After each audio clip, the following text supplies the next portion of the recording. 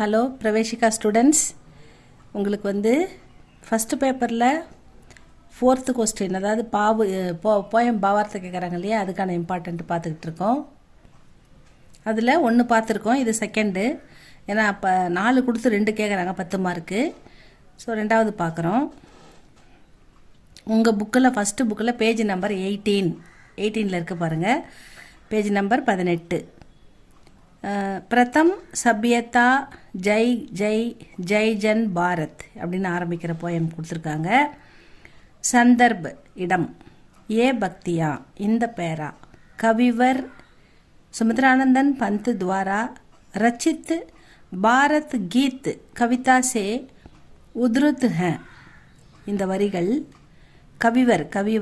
கவிஞர் சிறந்த கவிஞர் என்று அழைக்கப்படும் சுமித்ரானந்தன் பந்த்ஜி துவாரா அவர் மூலமாக ரச்சித் வழங்கப்பட்ட பாரத் கீத், இந்த கவிதையோட பேர் பாரத் கீத் கவிதா சே உதிருத்துக, இந்த பாரத் கீத் என்ற கவிதையிலிருந்து உதிர்ந்தது இந்த வரிகள் அப்படின்னு கொடுத்துருக்காரு. யஹ் பாரத் கீத் கவிதா, இந்த பாரத் கீத் என்ற கவிதை பந்த்ஜிக்கே யுகபத் காவிய சங்கிரகமேக, யுகபத் அப்படின்ற காவிய தொகுப்பில் இருந்து இடம்பெறுகிறது. அந்த காவிய தொகுப்பில் இந்த பாரத் கீத் அப்படின்ற கவிதை இடம்பெறுகிறது. கவி சுமித்ரானந்தன் பந்த் இஸ் கவிதாமே, கவிஞர் இந்த கவிதையில் பாரத் தேஷ்கா பாரத நாட்டுடைய ஜெய் கான் கர்த்தேக, ஜெய்னா வெற்றி கீதத்தை பாடுகிறார் அப்படின்னு சொல்கிறாங்க. ஜெய்னா வெற்றி, கான்னா பாடல் கீதம், வெற்றி கீதத்தை பாடுகிறார் அப்படின்னு எடுத்துக்கணும். பாவார்த் இதுக்கான விளக்கம்.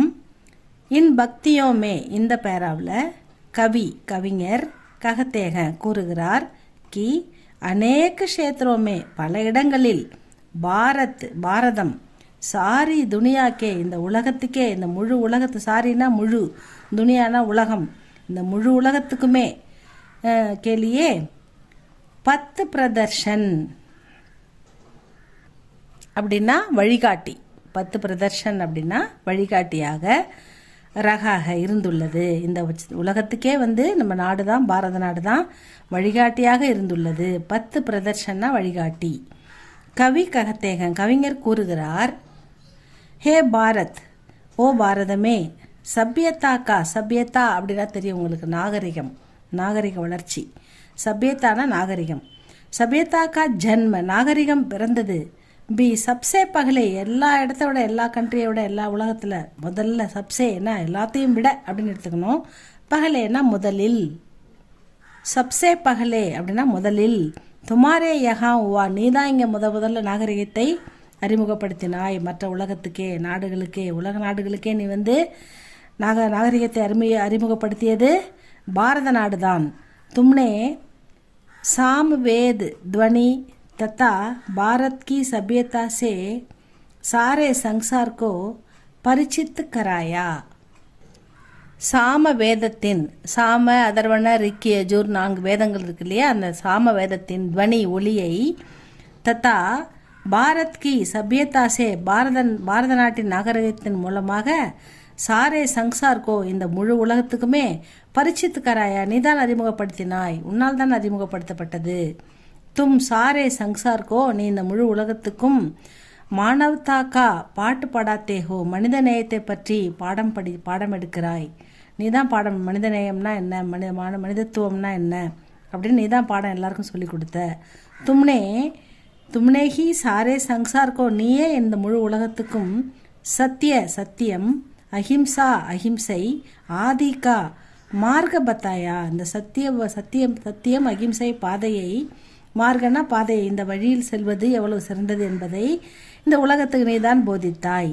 சாந்தி கே மார்க் அமைதி மார்க்கத்தையும், சாந்தி கே மார்க் பி அமைதி மார்க்கத்தையும் தும்னேகி நீயே சப்கோ எல்லாருக்கும் அனைவருக்கும் திக்காயா காண்பித்தாய்.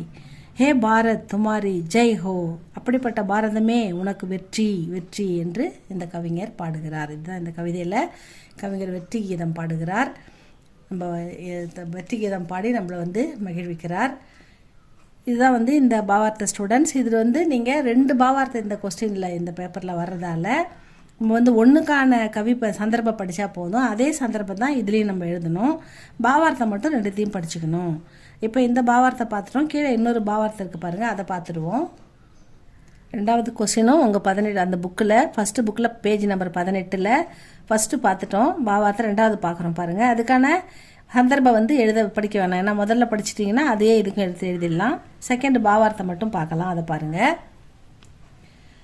பாவார்த்த இன் பக்தியோமே இந்த பேராவில் கவிஞர் பாரத் மாதா கி பாரத மாதாவுடைய ஜெய் யாத்ரா கா வர்ணன் கர்த்தேக வெற்றி பயணத்தை வர்ணித்து எழுதுகிறார்.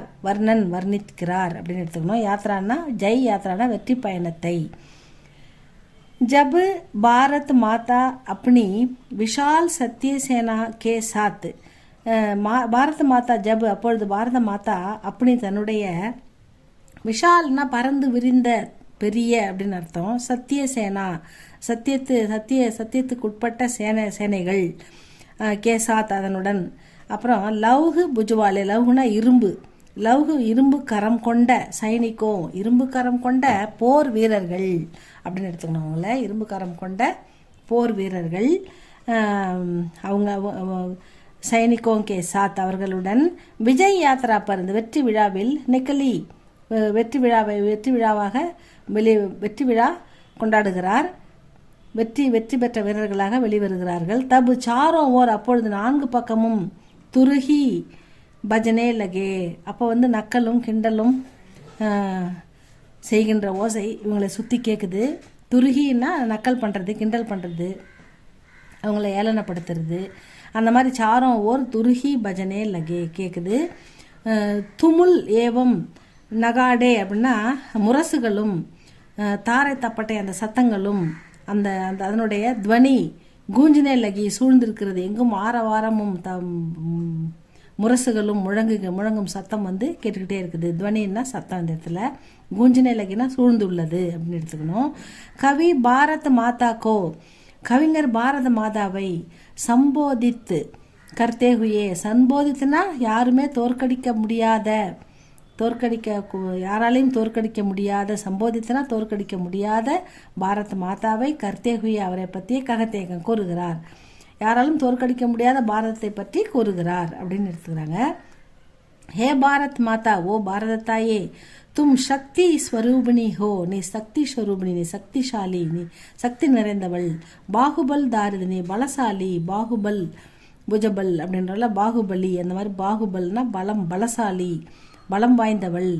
பாகுபல் தாரிணி ஹோ ஹம் நாங்கள் துமாரி உன்னை வந்தனா கர்த்தேகம் உன்னை வணங்குகிறோம் உன்னை புகழ்ந்து பாடுகிறோம் அப்படின்னு எடுத்துக்கணும். அடுத்தது வந்து ஆகே மேலும் கவிஞர் என்ன சொல்றாருன்னா மேலும் கவிஞர் என்ன சொல்றாரு, பாரத்கே ராஷ்டிர ஜண்டே நம் தேசிய கொடியை பற்றி ராஷ்டிர ஜண்டேக்கோ வர்ணன் கர்த்தேக அதை பற்றி வர்ணிக்கிறார்.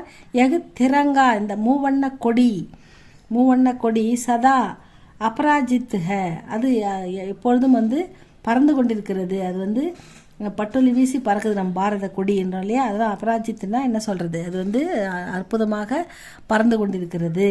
இஸ்கே மத்திய அந்த கொடியின் நடுவில் ரகனேவாலா இருக்கின்ற தர்ம சக்கர அந்த தர்ம சக்கரம் சதா தர்ம கி ரக்ஷா கர்த்தே ஹுயே தேஷ் கோ ஆகே லே ஜாத்தா ஹை. அதாவது சதா தர்ம சக்கரம் என்ன சொல்லுதுன்னா தர்மத்தின் வழியாக தர்மத்தை பாதுகாத்து தர்மக்கி ரக்ஷா கர்த்தே ஹுயே தர்மத்தை காத்து தேசத்தை முன்னோக்கி வழிநடத்தி கொண்டு செல்கிறது. ஆகே லே ஜாத்தாக நாட்டை முன்னேற்றி கொண்டிருக்கிறது அப்படின்னு சொல்கிறாங்க. அவ்வளோதான் ஸ்டூடெண்ட்ஸ். இது இந்த பாட்டை பாரத் கீத் அதுலேருந்து வந்துருக்குது 2 இதுலேருந்து கண்டிப்பாக உங்களுக்கு ஒன்று வந்துடும். அதனால் இந்த சந்தர்ப்பம் படிச்சுக்கோங்க. பாவார்த்தை 2த்தையும் கொஞ்சம் பார்த்து வச்சுக்கோங்க. எது வருதோ எல்லாமே கிட்டத்தட்ட ஒரே மாதிரி தான் இருக்குது. இதில் பாரத கொடியை பற்றி கொஞ்சம் வந்திருக்குது, அவ்வளோதான் எக்ஸ்ட்ரா. நல்லா படிச்சுக்கோங்க. இது உங்களுக்கு யூஸ்ஃபுல்லாக இருந்தால் சப்ஸ்கிரைப் பண்ணுங்கள், லைக் பண்ணுங்கள் ஸ்டூடெண்ட்ஸ். தேங்க்யூ ஃபார் வாட்சிங். அடுத்த வீடியோவில் பார்க்கலாம், இம்பார்ட்டண்ட்டில் பார்க்கலாம் நம்ம. தேங்க்யூ ஃபார் வாட்சிங்.